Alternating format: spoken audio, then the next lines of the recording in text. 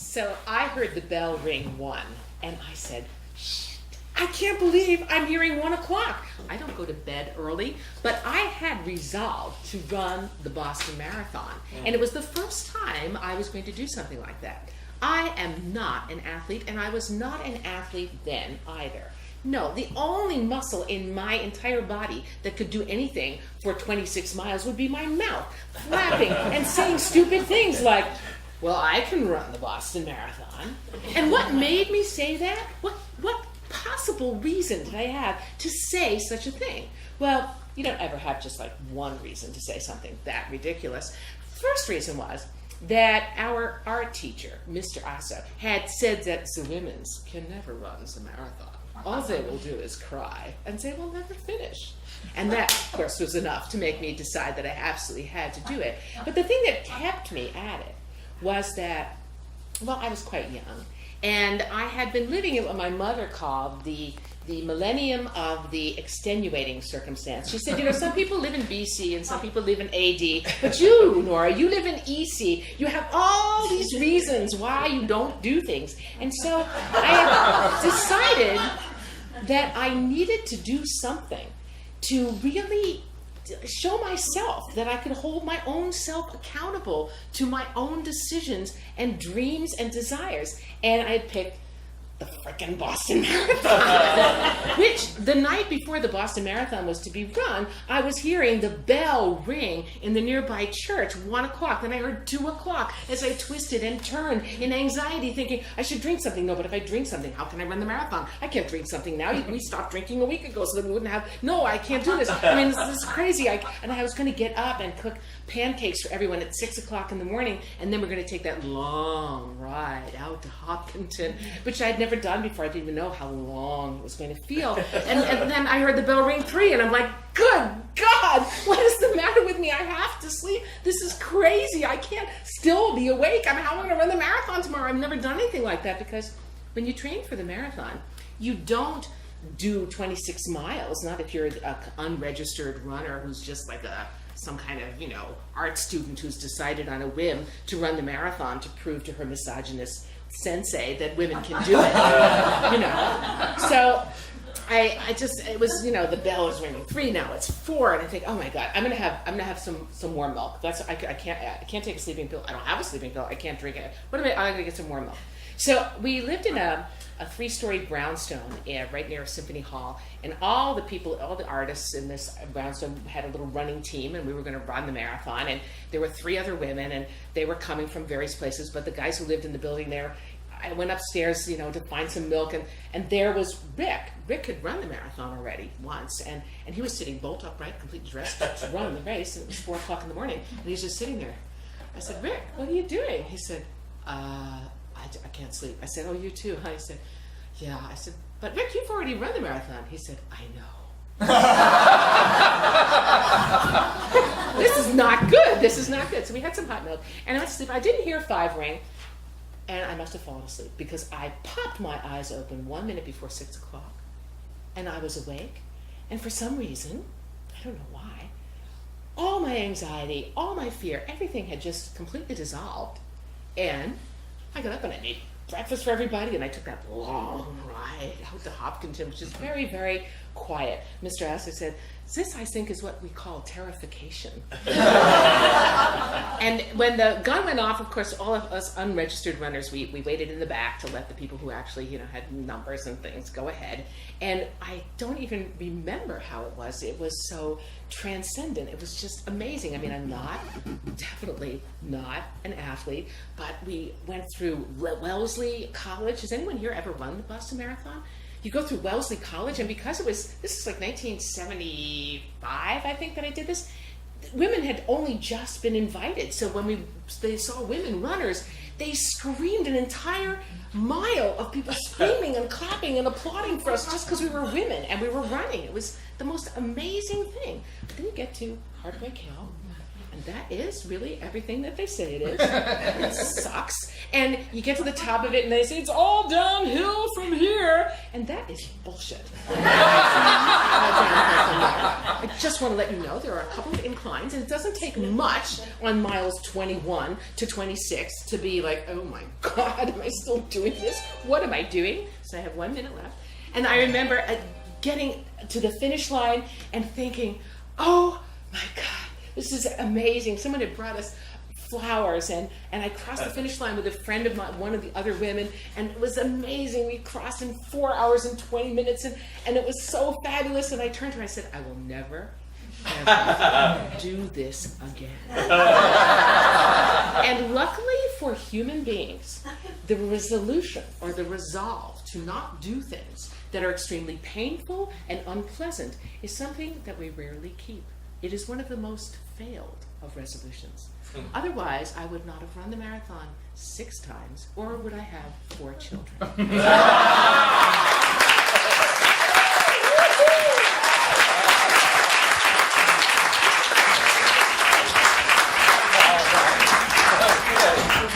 All right. Wow. So up here, the highest score was a 30. Okay. So are we taking the highest score? No. So they don't know who's winning until the very end. So we just write the highest score, And we throw out the lowest score, and we average the 3 in between. and we don't find out who won until the end. All right. All right. You want it? There we go. Very large print. There's your. Thank you. Okay. Hi. Hi, I'm never doing this. I don't know. But you might wonder why a 75-year-old woman would suddenly decide to get a tattoo. And as I was looking down the barrel of this 75th birthday, I said, I've got to do something that is so memorable, so real, so hard. But I didn't want to bungee jump. I was too old for that. I was too old for parasailing, but I was not too old to get a tattoo. Now, years ago, I had said I would never get a tattoo. Never in a million years. I loved them. I looked at them on other people. I thought they were beautiful. But somehow, the idea of getting a tattoo to commemorate this 75th birthday suddenly felt like, yes, I'm going to do it, right? So, there's a long time. And oh my goodness. So anyway, I got one. And yes, and there it goes. And it's a good thing I didn't watch it. And so anyway, later, next in April, I'll come back and tell you what the tattoo says.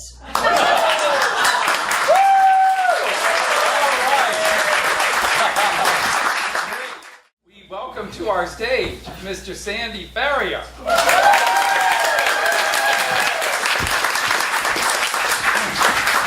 Thank you. This is a story about family legends. In 1960, I was the 11-year-old pitcher for the Westford Reds, which was the Little League team in my hometown. On the last inning of the last game of that season, I hit the one and only home run I've ever hit in Little League baseball. It gave us a 1-0 lead. And we then knew that we were 3 outs away from the championship, since this was the last inning. Like the fellow on the bow of the Titanic, for a brief moment, I felt like the king of the world. Because when I then took the pitcher's mound, my first pitch to Vinnie Crowley was hit so far over the center field fence that no one bothered to retrieve the ball.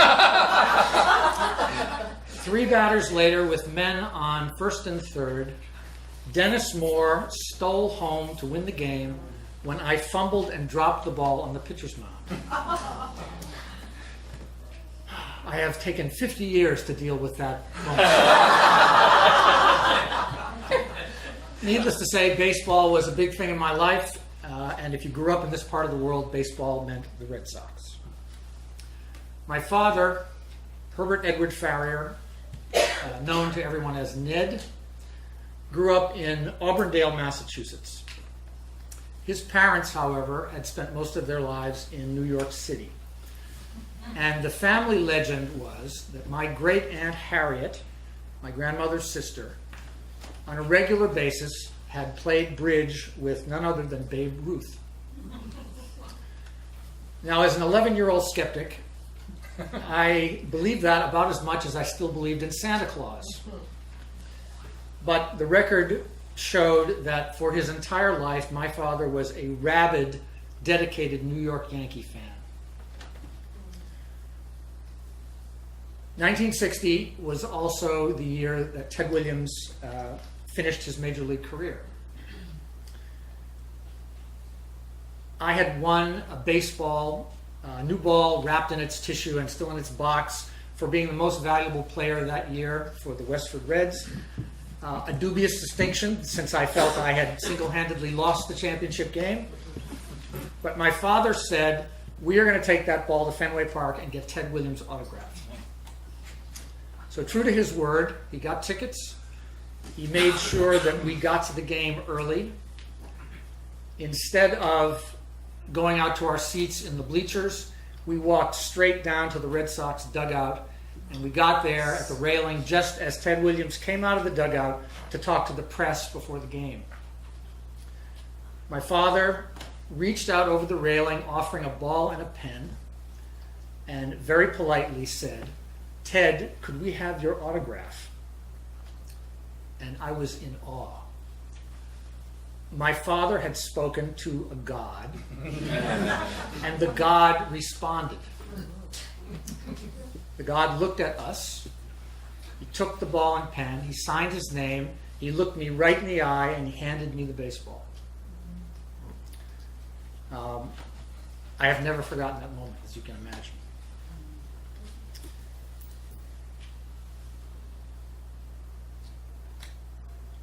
Years later, when my father was ill and in the hospital, I would go to him and I would read the New York Yankees stories on a daily basis from the New York Times. And one day, with a wry smile on his face, he said he wanted to give me something to go with that Ted Williams baseball.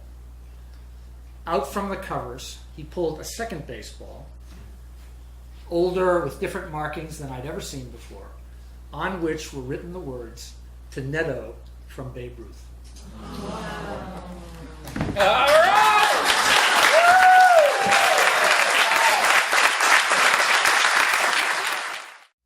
We have a, Okay. we have a 29.5. 29.5. That's All the right.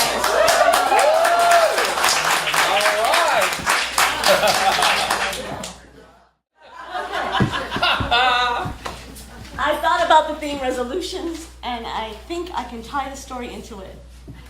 The day I resolved to be a badass.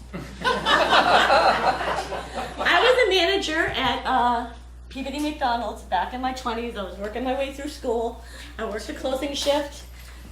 The store manager said to me, You're not tough. You just don't have what it takes to tell people what to do and to do your job." So I said, okay. We had installed a playland, you know, the ones with the ball pits? Magnets for teenage miscreants. So one shift, these kids come in about 9 o'clock at night and head right for the pit, right for the bullpen. I said, "Oh, you are not going in there and messing up what I just cleaned up." Their eyes got wide as saucers, and they ran off. So for 2 seconds, I felt like the queen of the world. And then I turned around, and my 6'2" grill man standing behind me like this.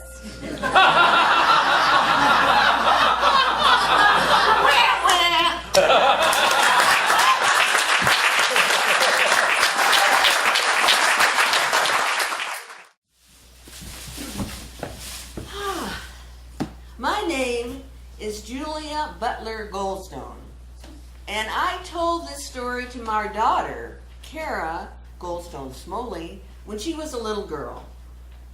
Just imagine, Cara, that you're looking down on 800 acres of prime Montana land, and it is snowing and snowing. In fact, it's called a blizzard.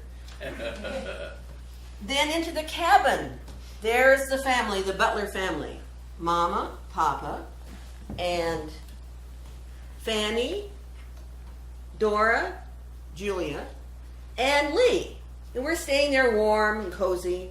One of the vows that the Butler family said, never go out in a blizzard because you might not come back. So, and never open the door because you might bring in some cold wind. But there was a little sound. And we thought, what in the world is that? Can't be anyone out there. We heard it again. Well, Papa jumped up and he said, we're going to have to go over there and open that door because we don't know who's out there. So he rips open the door and in falls the man. He's blue. He's covered with snow. Icicles are hanging from his hat. And Papa picks him up and takes out his outer clothing, drags him into the bedroom, takes the rest of the clothes off, rubs him down, puts on dry clothes and brings him back and plops him into the chair. The man looks bad. We're hoping that he's going to make it. In the meantime, Mama has kindled up the black coal stove and stirring the pot of beef stew, and then takes the bowl, ladles it out, gives it to the man with a spoon. And he looks at it. Oh, thank you. Starts eating it. Oh, I've never seen a man eat so fast. And he just gobbled and made all these noises. Pretty soon his face that was blue started turning a little lavender. Then it started turning a little pink. And we thought, my gosh, that guy's gonna make it. So, after we all ate, we said, it's time to go to bed. We'd been up late enough. We put, Papa and Mama put blankets down near the stove. The man rolled in there. We covered him up. We all went to bed. The next morning we got up and we looked out the window. The sun was out. The snow was sparkling. It was a wonderful day. It was cold. It was crisp. But, you know, in Montana, it's so cold that you're happy to see just some sun. So, the man got up. We all got up. We ate breakfast. It was a great breakfast. Ham, potatoes, eggs, oatmeal, coffee, everything you could think of. And everyone was eating.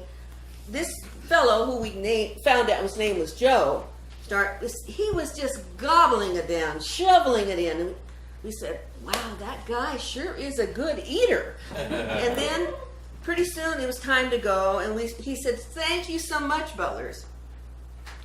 And Mom said, oh, don't think anything of it. And he said, I do. You saved my life. So he went out the door, went into the stable, got on his horse, and he rode away. So spring came, summer came, and then there was word that a lot of cattle rustling was going on in the neighborhood. But we didn't get any of our cattle rustled. We didn't know why. And so one day we hear clippity-cloppity, clippity-cloppity. Here comes Joe. Howdy, folks. He comes in, he jumps off, and he says, I miss seeing you folks. And Mama said, come on in, Joe, it's lunchtime. He comes in, sits down, and eats away, and pretty soon I, being the questioner of the family, kind of like my daughter Cara, said, Joe, you know, it's funny. All the cattle around here have been rustled, but ours haven't. And I just can't understand it. And everyone said, no, we can't understand it. We can't understand it. And Joe kind of got a funny look on his face and sort of a little smile under his mustache. And he said, well, you never will. And we said, never will? And then he said, nope. And he said, I have the rule of the road that says, never mix business with pleasure.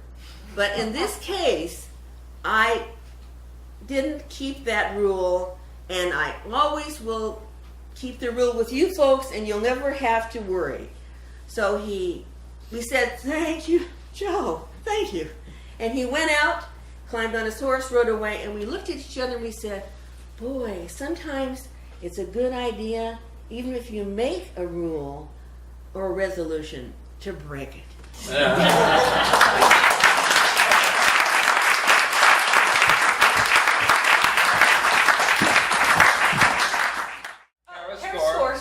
27.5. All right.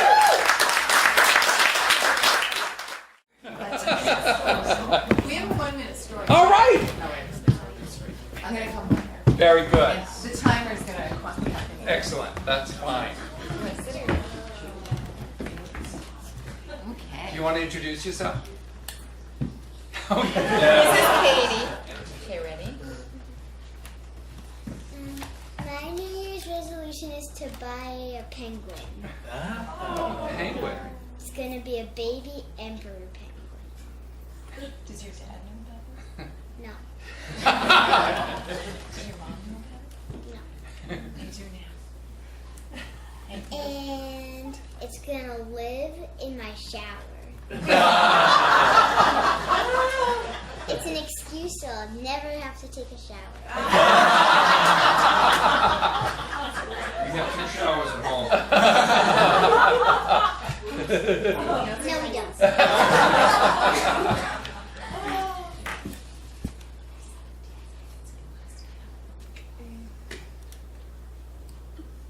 His name will be Fred.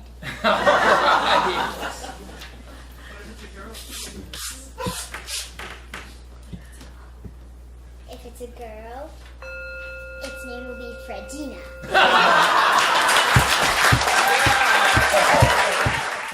Worth it, but it doesn't make for perfect. So, my resolution has been to not read any more mysteries and instead get to my writing. I'm on Peaks Island right now for a month to write. So, of course, the first mysteries that I read were, guess what? Nancy Drew. Sara has my collection of Nancy Drew. And then the next time I remember reading a mystery was the night after my comprehensives at college. And I read and I read and I read and I still didn't go to sleep. And can you believe I'm a senior in college, going to graduate, 4 months pregnant with Sara. And I called my mother at 2 in the morning. I don't think I passed my comprehensives. Found out later one of my professors said he almost recommended me for honors. I don't know why he didn't, but. Then the years and years passed and life was so busy that I didn't read anything like a mystery or probably very few novels. I remember when my daughters were 1 and 3, and I read Night in Vienna. That's not quite a mystery. And I promised them afterward that I would never read another book while they were little, because they were on me the whole time. I'm trying to read, and they're like, ah. So the next time I remember reading was after Sara's stepfather died. And I read a series of mysteries, and can't even tell you what an author was. But I wouldn't be able to go to sleep, so I'd read and read and read, and then I'd finally go to sleep. Then I stopped again. And then I met Buck, who loves mysteries. And we go into a local bookstore, the Reader's Forum in Wayne, Pennsylvania, and he says casually to Ed or to Al, "What's a good mystery writer?" And he says, "Come on over here. Henning Mankell." Well, that was it. We have the whole collection. There's even one that we can't read because it's so grim. We got partway into it and had to stop reading it. Gave it up. And now we're on Peaks Island, and I'm supposed to be finally finishing the first final draft of a memoir. And I pick up The Goldfinch. And I waste 2 days reading The Goldfinch. I tell everybody I see, don't read The Goldfinch. Took me longer not to want to finish it than it took Buck. So when I finished it and I start really working on my rewrites and things, Buck says to me one night, "I think it's probably about time for you to find another mystery." And I said, "Oh no, I'm done. I've got to write, I've got to read serious things." 2 nights ago, I got out my Nook, or it's my Paperwhite now, and I'm looking up mysteries. But I'm very discerning. I don't like this one, I don't like that one. I settled on an Ian Rankin. Darned if I'm not a quarter of the way through the book. I can't keep my resolution, but at least I'm also writing the final draft of my memoir.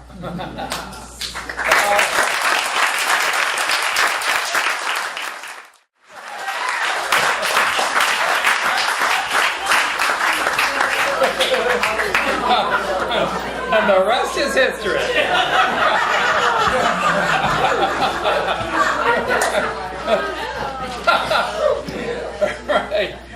Right.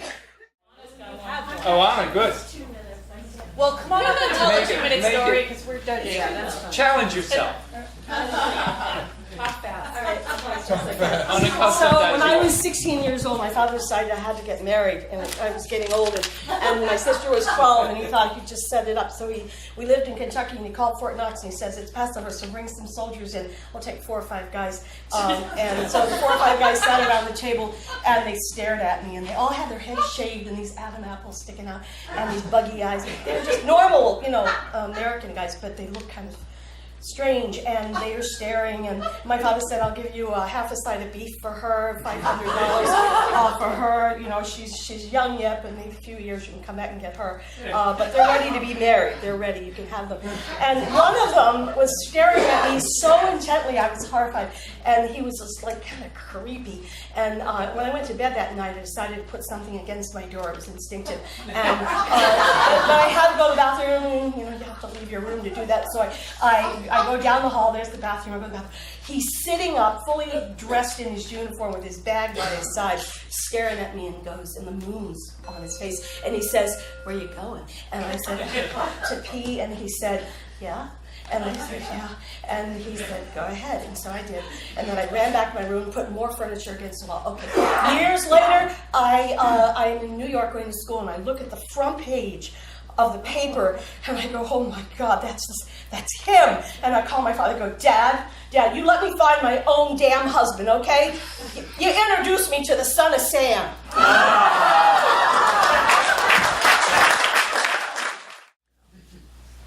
Okay, so 12 years ago this month, I went to see my stepfather for the last time. He died of prostate cancer about a week and a half after I said goodbye to him. And when I showed up there, I realized that I had a resolution that I had to follow through on while I was with him for the weekend. And the resolution really was to help him in whatever way he needed, finish any unfinished things in his life that he felt that maybe I could help with. He was kind of weak, he couldn't get on the computer or the phone. And so I made that offer to him, and he said yes. And he was an Episcopalian minister for his work and was an amazing speaker. And his sermons always had 3 points. And so it was no surprise that he had 3 things that he wanted me to do. So the first was to reach out to a friend of his who he'd kind of had a falling out with, a friend, lifelong friend and colleague, named Steve. And so we tracked down Steve's email and I sat and typed, and my stepdad told me what to write, and we wrote a letter off saying, I'm not going to be around for much longer. I hope you can forgive me. You've been a dear friend. And we sent it off, hoping that we would get something back. And I kept checking the email, and later that night, sure enough, Steve had written back, and it was an email filled with love and forgiveness and gratefulness for their friendship. And then the second thing he asked me to do was to help him get in touch with the first woman who he asked to marry him. Her name was Anne, and their paths had kind of very, very distantly crossed. They hadn't seen each other, but my mom actually had Anne's phone number through the church, and so I dialed the number and handed in my stepdad the phone, and he was kind of weak at this point, and he left a message saying, Anne, this is Lou, and I'm not going to be around much longer, and I just wanted to talk to you. And so then we waited for the phone to ring, And I think it was the next day that it did ring, and she called back, and I didn't stay for that conversation, but I know that it meant a lot to him that they could say goodbye after, and he could tell her that she had been so important to him. And then the third thing that he asked me to do was to call his daughter-in-law, Katie and Dan's mom, who was pregnant with Dan, his grandson. He would not meet Dan. Dan would be born about a month and a half or so later. But he wanted to ask Michelle, his daughter-in-law, to call him Dad, because she had not had the chance to call someone Dad in her lifetime. And so you know, she was very pregnant at this time, but I held the phone for him, and again, I can only hear his side of the conversation, but I know that she said yes. And then I left, and I didn't see him again. And so there's nothing really failed about my resolution. I think that I met my resolution, I fulfilled my resolution, maybe one of the only resolutions I ever filled. But the only thing that went wrong with it was that I have the story and I don't have him.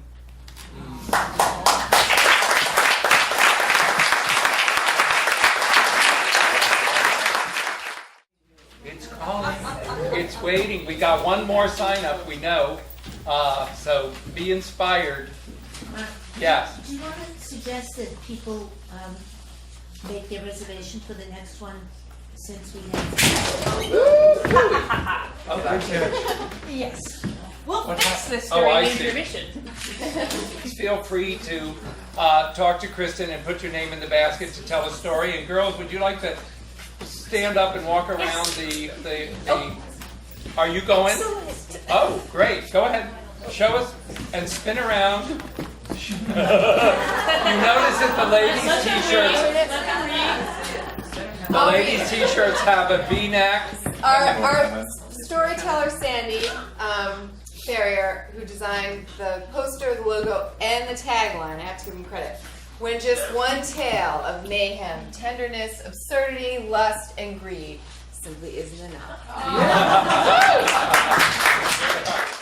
The richness of the storytelling tradition, Nora is going to play a storytelling game with us that is instructional and fun.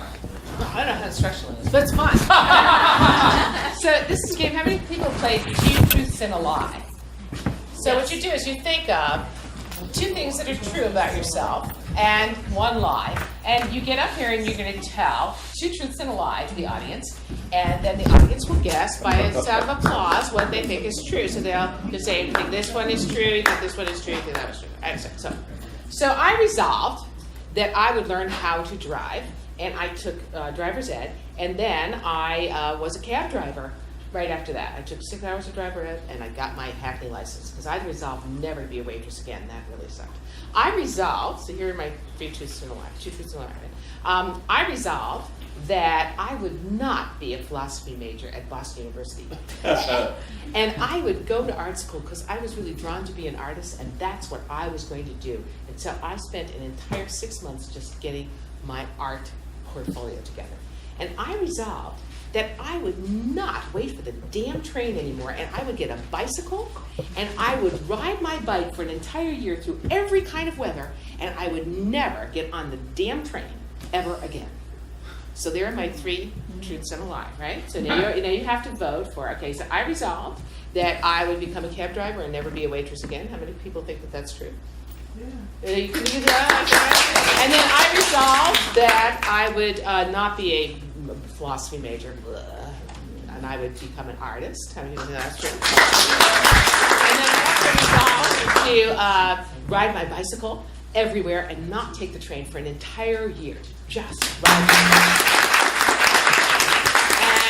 And now I have to tell you which one is false. Right. I didn't ride my bicycle.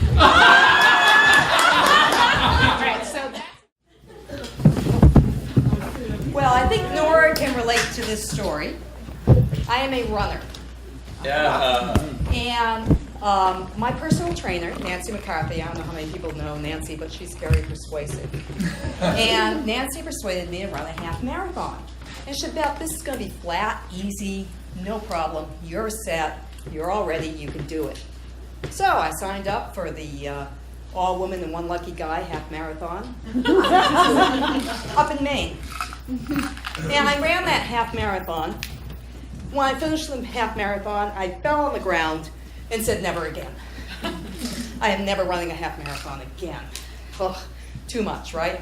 Gasping for breath. People are almost walking on top of me because I didn't get far away from the finish line.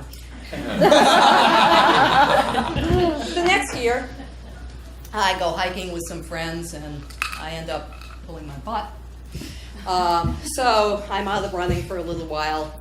But I decide as I'm getting back into running, Nancy says you should run another half marathon. So what do? I train and I ran another half marathon. Right? Well, it was really painful getting over the finish line on a half marathon and, you know, with the butt still getting repaired. And I get over the finish line and I say, never again.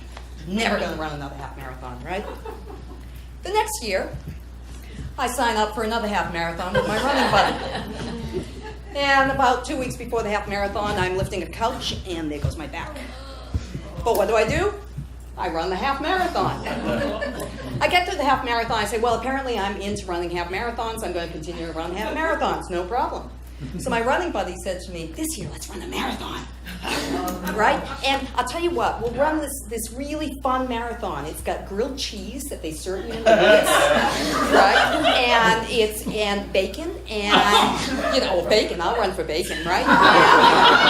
And it's going to be really, really, really easy. It's going to be like Maudsley, right? You know, all nice and soft and cushy as you're running, right? And so we're training in Maudsley, all nice and soft and cushy, and oh, no problem, right? Yeah, it's no problem, right? So meanwhile, while training for this marathon, I take a job down in Florida every week. And I'm still training though. And I get hit by a car while I'm riding on my bicycle. And I'm in rehab for my thumb, right? And that'll come into the story at some point, don't worry. So, but I keep on running because I've signed up for a marathon and I'm going to keep on going. And I'm going to turn 60.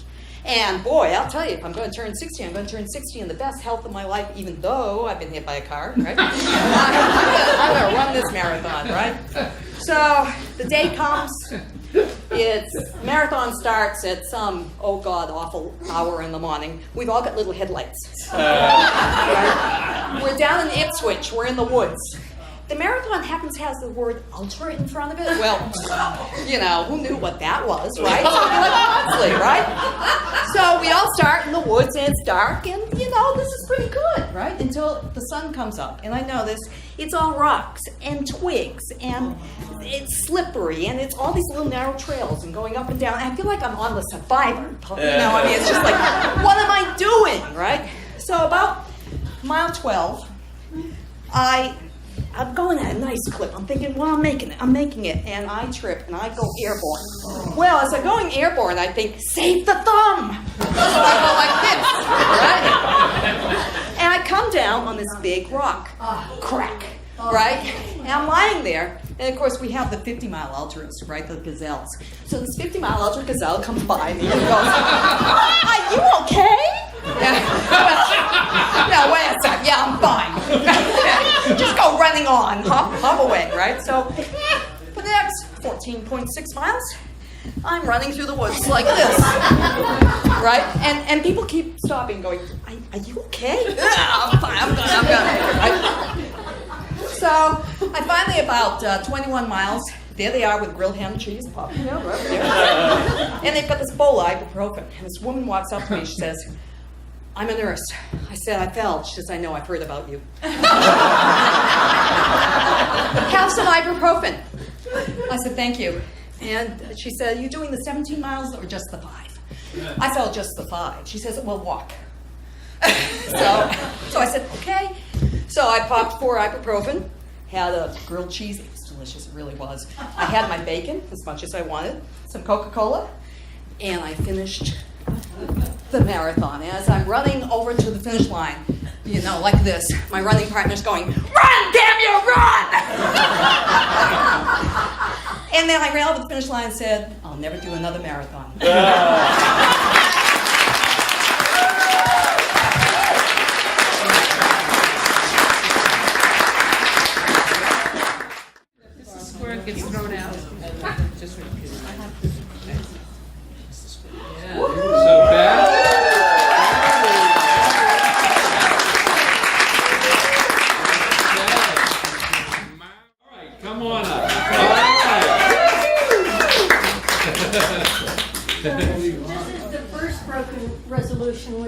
but I would never do anything in front of an audience.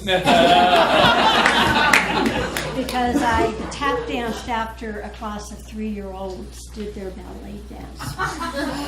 It was not pretty. The mystery sort of got to me. I'm an avid reader, and I know that if I am going to read mysteries, it's going to be the end of me. I'm just going to be pulled into the world of mystery. So my partner and I were going to Quebec City for Christmas, and somebody said to me casually, "You should read Louise Penny. She's a great mystery writer." And so I went to the library and I got her first book, Still Life.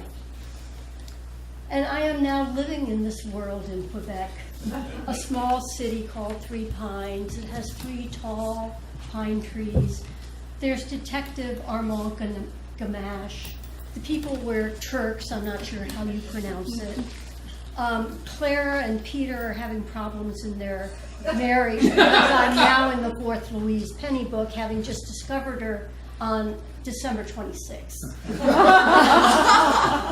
And my resolution for this year was, since we're fairly new to Newburyport, was to meet new people, and I'm meeting a ton of new people. All right!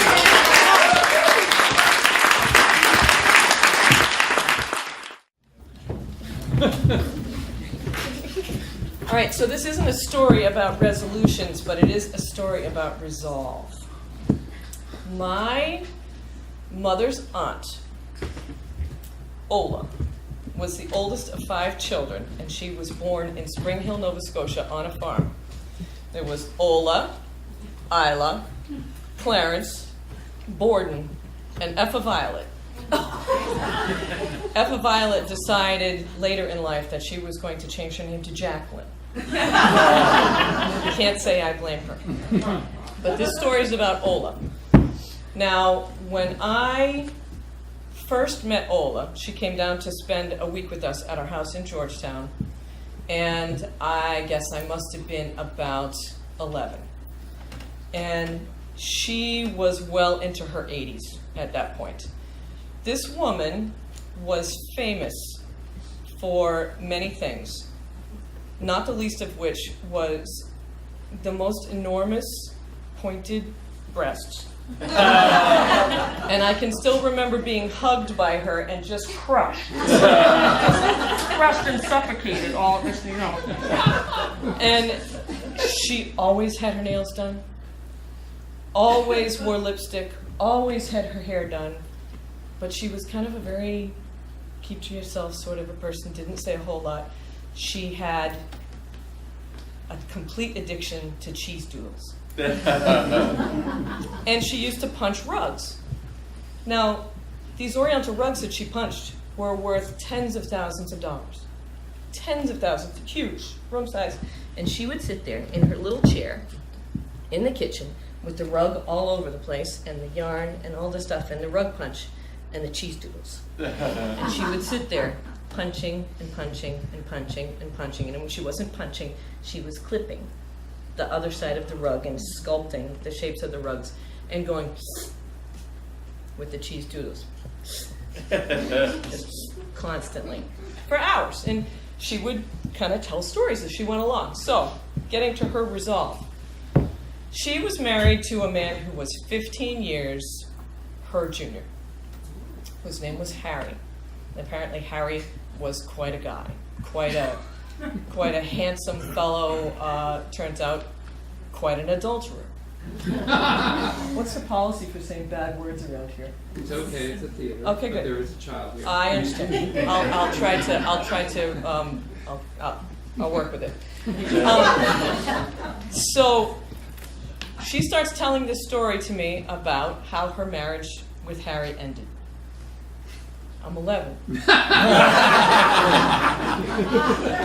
So she would go off to work. Now she was about 50, so he's about 35. She would go off to work, and she worked as a nurse's aide. And then she would come home from work at the end of the day, and she would see him, and etc. So one day she wasn't feeling well, so she came home at lunch. Well, doesn't she find Harry in bed with his girlfriend? They're not having sex, but they are eating shelled peanuts and bananas. And they are throwing the shelled peanuts and the banana peels on the floor. Onto her rug. One of her rugs. So she goes in, she opens the door. Obviously, they're sitting there with their banana. She closes the door. She goes into the other room. She comes back with her 30-30. She opens the door. Get out of my house. And they're like, and she said, are you deaf? Get out of my house. And so they sheepishly get out of bed and they're naked and they start collecting their clothes. She said, no, leave the clothes. Now it's Canada. It's cold. No, leave the clothes. So they both book it out the door. So I'm like sucked in now. I said, well, what happened? She said, I divorced him. And I said, you pulled a gun. She said, they were throwing banana peels on my rug.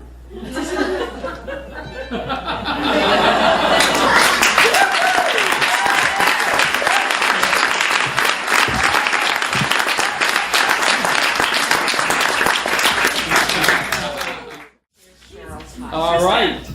And here's Cheryl's high score. Yes. Well, it depends on who you ask, actually. Story for another time. Okay. All right. Cheryl's score is 29.7.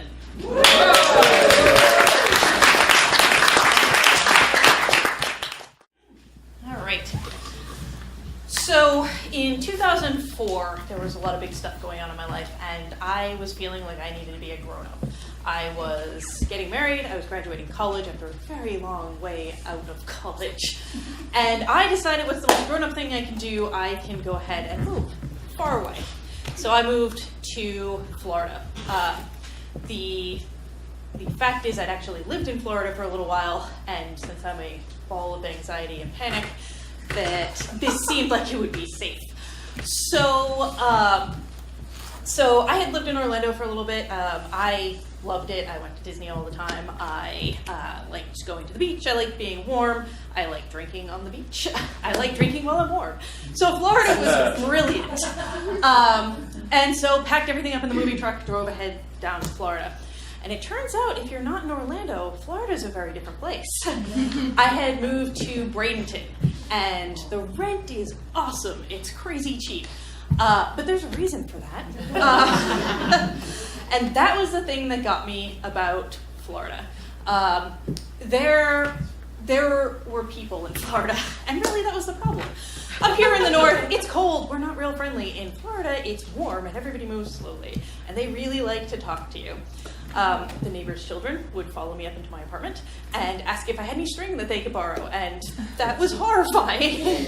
And I'd walk around the apartment complex at night a lot of the time, and we had what we called the Shitty Truck Club, because kids couldn't truck club. The kids couldn't drive on public roads because they were only like 14, 15, but they could drive on private roads, and that was the apartment complex. So they would drive in these trucks that were held together with like bubble gum and Band-Aids and things like that, plywood backs on them, like 30 kids in the car, and they would just make circles around the apartment complex. So Florida's awesome, there's a beach, but there's also a shitty truck club.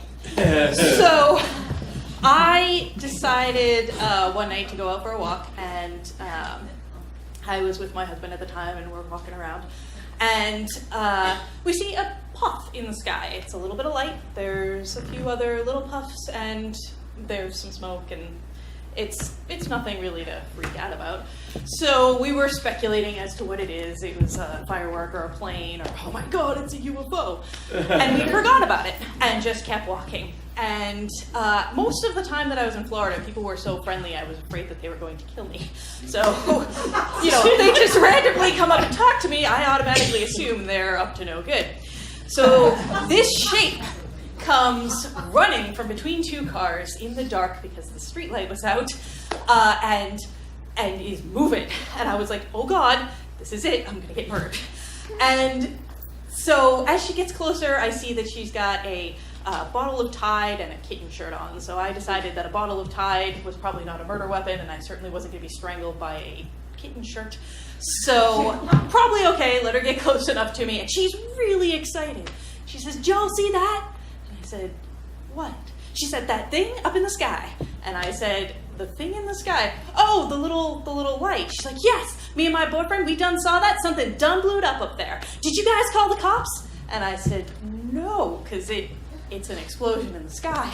And she says, "Oh, well, me and my boyfriend saw it. It's an FUO. We're going to call the cops and tell them about the FUO." And I was doing everything I could not to collapse and laugh. So shortly after, we said, "F you, oh, Florida." And that was the end of that resolution. We dubbed it the Vacation with Our Furniture, and now I'm back in New England, where it's cold, and people don't want to talk to me.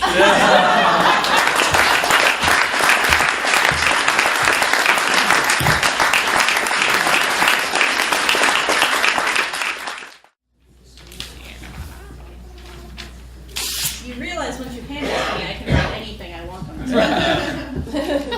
This is true. Point. All right.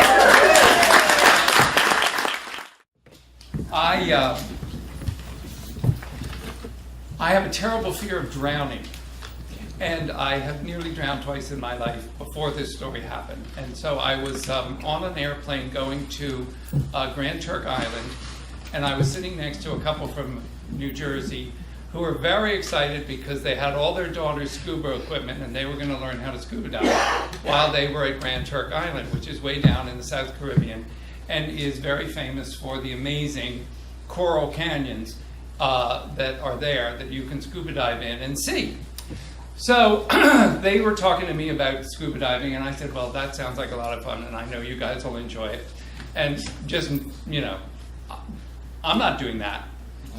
And so we got there, we got to the hotel, we sat on the beach the first day, and we talked some more, and they were all excited, and they say, "This guy's coming over, the scuba instructor's coming to the hotel tonight, and he's going to give us a slideshow, and he's going to show us about all the great scuba diving here in Grand Turk." I go, "That's really nice, I know you guys are going to enjoy it."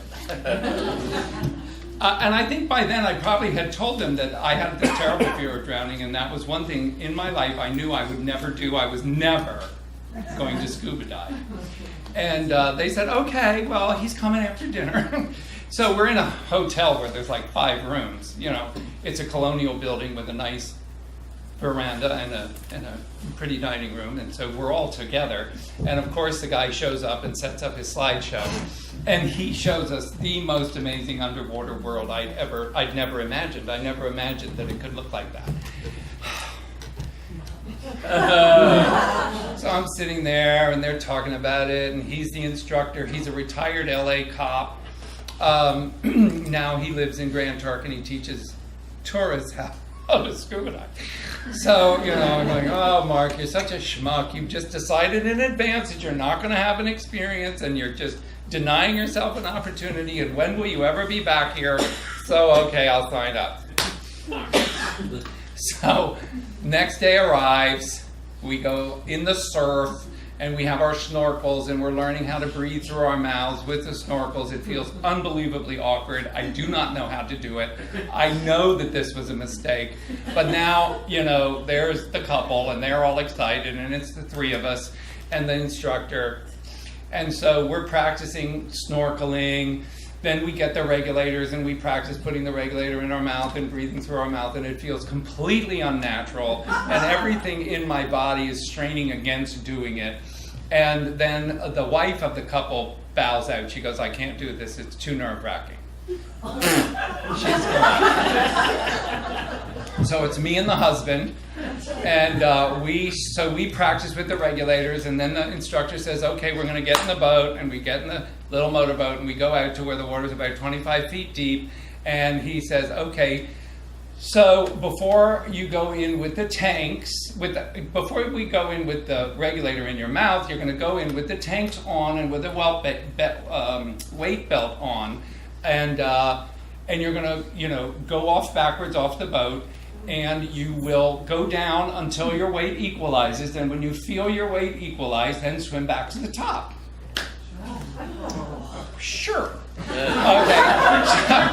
So I am sitting on the edge of a boat about to fall backwards into the sea with all this metal strapped to me. The tank on my back, the weight belt around my waist, and over we go. And I'm floating down like a turtle on my back, going down, going down, going down, and I hit the bottom. And I'm on the floor of the ocean. And my weight never equalized. And I'm out of breath. And so I push off the bottom and I go streaking up through the 29 feet of water and burst through the surface, gasping for breath. And the instructor's face is like right there. He goes, relax. Get me out of here! I got back in the boat. That was the last time I ever scuba dived.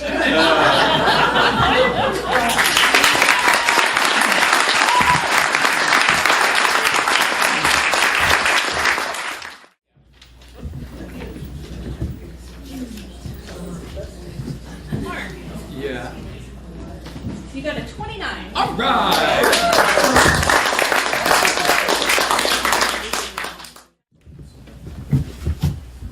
I have to make this qualifying opening statement that I no longer make resolutions. Back in the day, I was in my 20s, it was my first apartment, and I was taking the train into my job, and was often late. Nothing I'm proud of, so it was on my list. That's it. I'm going to resolve. I'm going to be on time for work. This is horrible. And the fact of the matter is, my family had been telling me for years the party started a half hour before it actually started to ensure that I got there on time. So this was not news to me. So I'm resolving. This is it. I'm up early.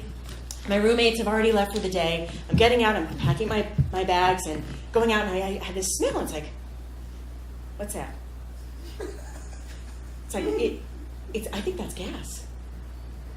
I wonder if it's gas. Did someone leave the stove on? And I go and no, the stove off. I'm like, the stove's off.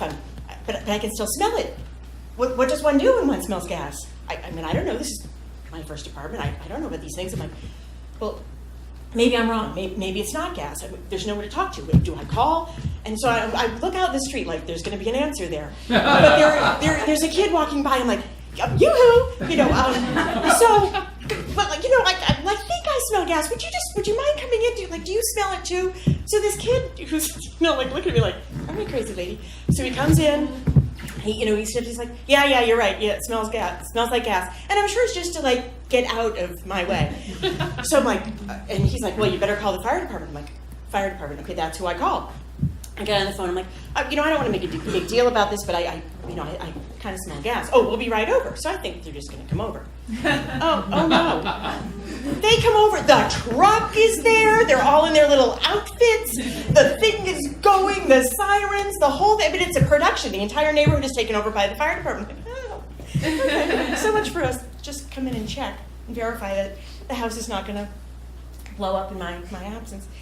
And so they come in and they, literally the boots, the jackets, the little axes, the equipment, the hats. They're marching in, and they come through like, okay, where is the, heating unit?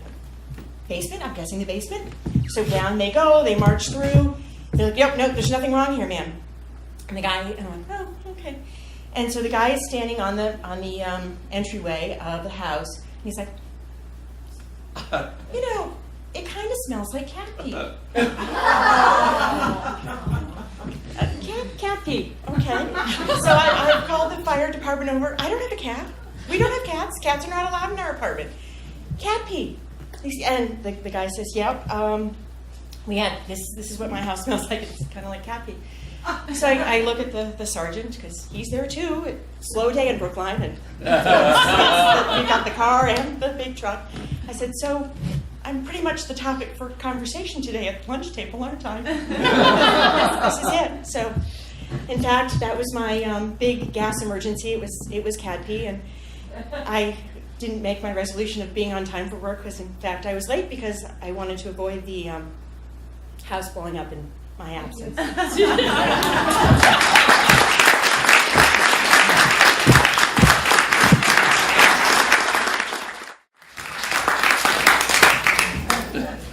Julie, your score is a 27.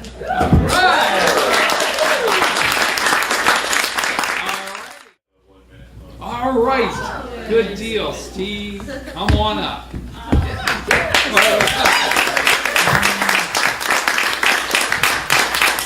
There is actually one small detail that I can't quite remember, so I apologise if I get the words wrong. But it was a resolution I made more than 30 years ago now. It's when I first came to America to meet my wife Jean's family, and we went down to Georgia. And Jean has 4 brothers. At that time she had 4 brothers. She has more now, but 4 then. And they're all very, very athletic and very much into sport, and I'm not and never have been. But I had made the resolution that I wanted to do whatever it was going to take to impress them for her benefit. And got there, and they said, okay, we're going out, and this is what I can't quite remember the proper word, but they said, we're going to go out and we're going to do the thing where you jump off something holding a rope and scoot your way down. Is that rappelling? Thank you. We're going to go and do rappelling. 2 of them were in the army by this time, and we're really into this. They were in ROTC, that's what I said, okay, I'll go. So kissed my then girlfriend goodbye, thinking I may never see her again. And we went off to some cliff in Georgia. Sorry, I'm wildly running out of time. We went off to some cliff in Georgia where we kitted up, and under the instructions of her eldest brother, we were told to turn around, walk to the edge of the cliff, crouch down, holding the rope, bend your knees, push away, jump, and then let go with your hands and rappel down. That was the instructions I was given.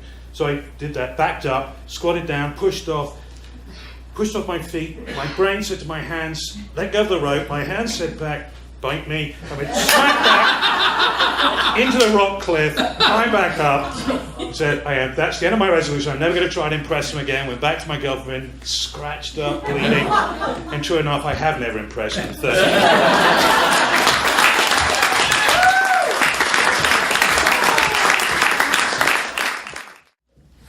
I am so freaking nervous, but it's good because it's really getting me into the mode of how I felt on this day. This is exactly how I felt all day.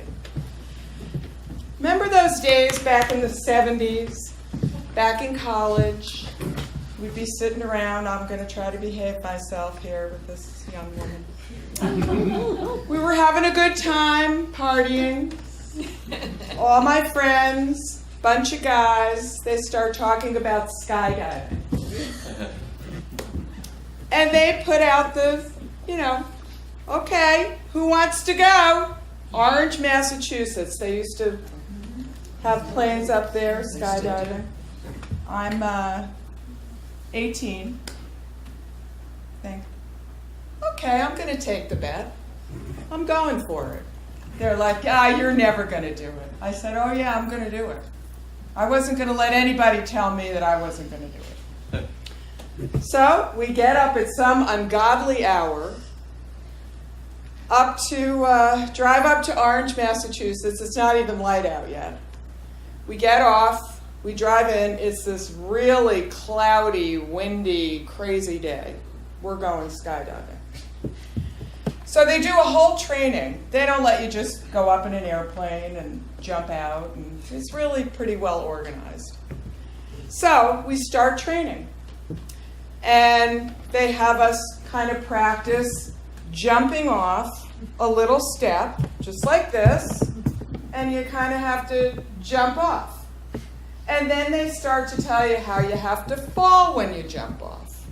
And we're going through, really, literally, it felt like hours of training to do this.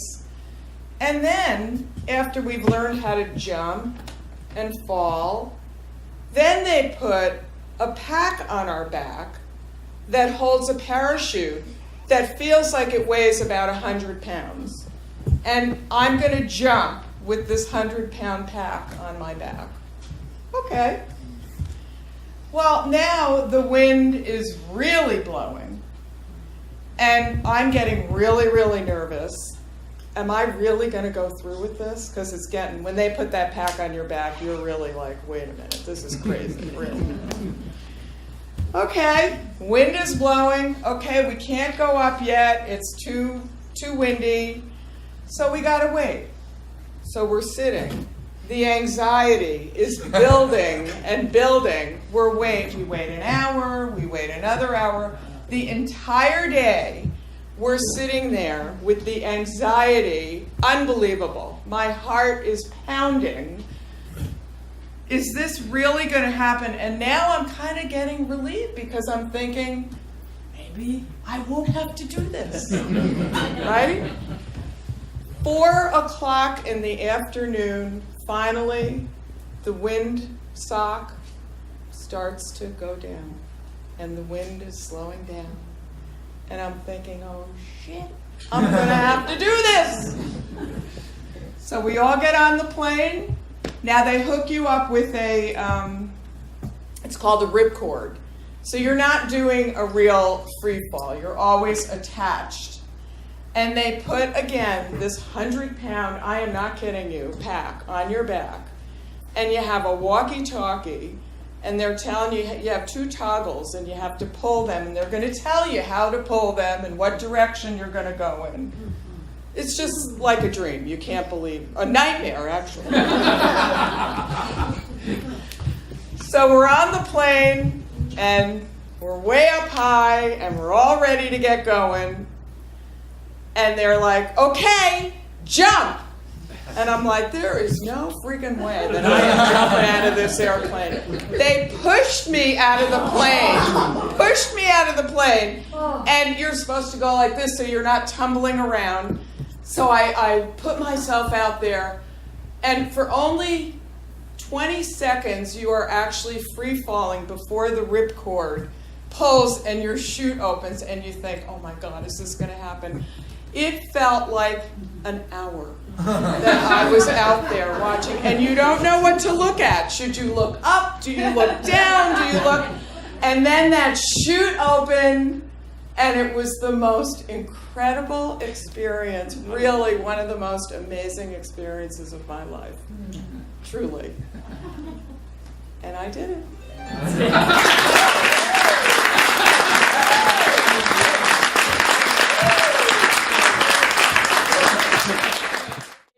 No, I didn't go. All right. Just going to grab you guys for a second. Deb's score was a 28.7. 28.7! Okay, so here, are we done? We have some winners to announce. We have the winners. Drum First roll, of all, please. Lovely round of applause for the judges. Yeah.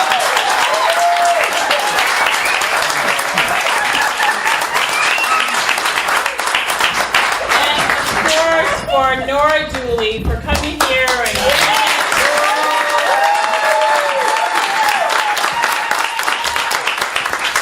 so there are 2 winners to announce. One is the winner that's been compiled through the scores that the judges have been doing. And don't forget that Nora has extended to tonight's winner an opportunity to compete in the semi-regional? The semifinals for our regional, our story slam, yeah. Yeah, so which is a big statewide competition. So that winner is Beth Macy.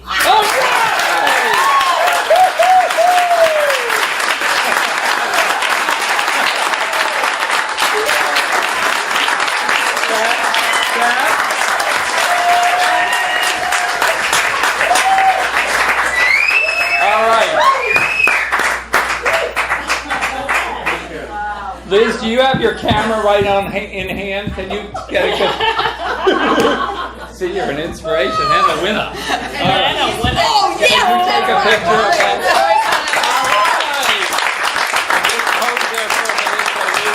Okay, we're going to get in there. Sara. You should announce your audience choice winner. We will now, but in a second. Oh, you get it. All right. Do the photo up. Did you get it? Okay. Good. And Nora, can you get there?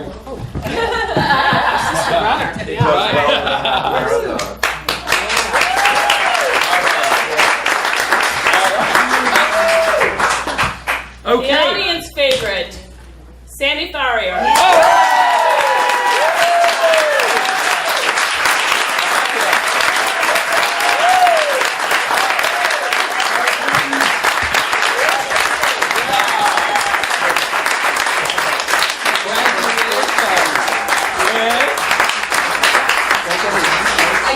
Oh, all right, great. Yeah, he has as well. All right, okay, in we go, in we go. And also, we'll be inviting them to help be the sacrificial Nora. storyteller for the next story slam. That's how that works. Say that again. They will be invited to be the sacrificial storyteller for the next story. Oh, great. Okay. Because when we close it, you can't. Thank you. Right, yeah. Yeah.